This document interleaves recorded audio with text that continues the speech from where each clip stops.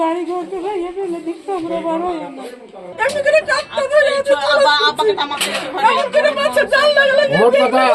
ঘরে ঢুকে ঢুকেও মেরেছে।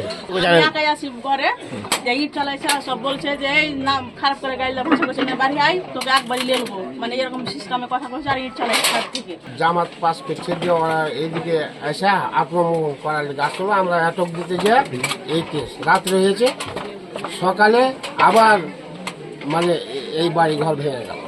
কারা আক্রমণ করতে আসছিল? বিশেষ পাড়ার লোক। নাম কি? নাম আপনার ওই মেলায় লোক বিএনপি করে।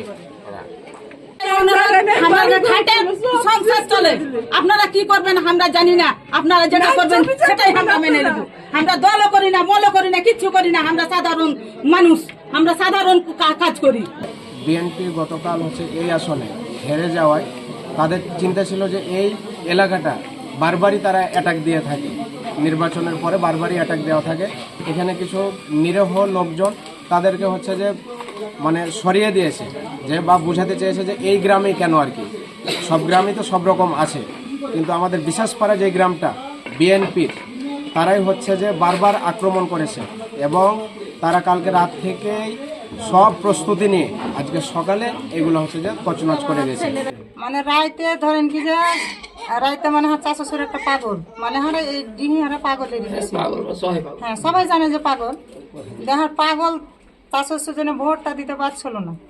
মানে আসল ঘটনাটা কইছি, মানে প্রথম গাড়িটা ওইটা ঘটনাটা দিয়ে তখন আর পোতাকে কইছে আমি তো আর মাথার দোষ মানুষ, আমি ভোটটা দিতে পারবো না, তো ভোটটা তুই একটু দিয়ে তোরে পোতা, মানে ওর পোতাকে বলছি, মানে আর পাগল ইটা শ্বশুরটা। তখন কইছে আচ্ছা তবে তুমি কিসে ভোট দিবে দাদা? কইছে আমি ভোট দিব ইয়াতে জামাতকে। তখন তো জামাতে তখন ভোটটা তখন দিয়ে দিয়েছে। ওই কেমন পাগল শ্বশুর জানেন, ওই পাগল শ্বশুর তখন এসে ওই বিএনপি লোককে কইছে যে আমি দিতুম ধানের শীষে ভোট, আর পোতা দিয়ে দিয়েছে জামাতকে ভোট। তো মানে ওরকে দলের লোক কইছে